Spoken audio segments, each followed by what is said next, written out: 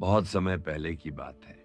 एक साधारण सा भिक्षु था जो जंगल में अकेले एक छोटी सी झोपड़ी में रहता था। उसका जीवन बहुत सादा था। बस एक कटोरा, एक लाठी और कुछ पुराने कपड़े। वह हर दिन ध्यान करता, पेड़ों के नीचे बैठकर शांति में समय बिताता और कभी-कभी पास के गांव में जाकर भिक्षा मांग लेता।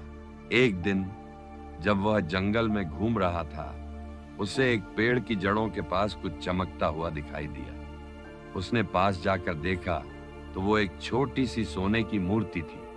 वह बहुत चौंक गया और सोचने लगा, यह तो असली सोना लगता है।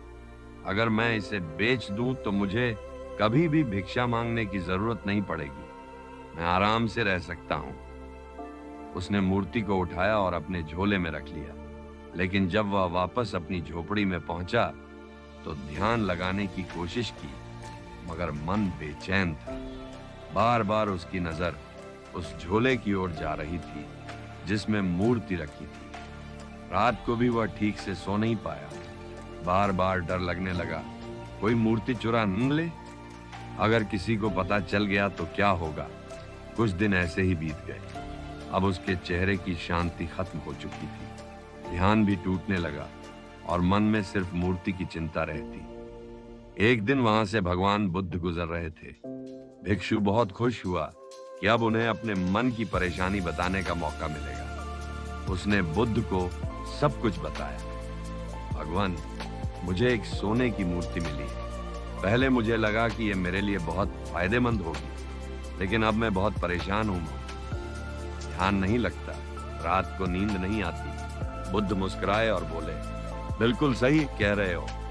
कभी कभी जो चीजें हमें अमीर बनाती हैं वही हमारे मन की शांति छीन लेती है। फिर उन्होंने एक सवाल किया, बताओ, जब तुम गरीब थे तब भी आ रहा, क्या अभी इतना बेचैन महसूस करते थे? भिक्षु बोला, नहीं भगवान, तब मैं बहुत शांत था। बुद्ध ने कहा, तो ये सोने की मूर्ति वास्तव में तुम्हें अमीर नहीं बल्कि भारी और बेचैन बना रही है। सच्चा सुख बाहर नहीं, अंदर होता है। भिक्षु को बात समझ आ गई। उसने उसी समय मूर्ति उठाई और पास की नदी में बहा दी। उस दिन के बाद उसका मन फिर से शांत हो गया। अब वह पहले से ज्यादा गहराई से ध्यान कर पाता और भीतर से बहुत हल्का महसूस करता। सीख, संपत्ति और वस्तुएं अगर हमारे मन की शांति को छीन ले तो वो कोई लाभ नहीं।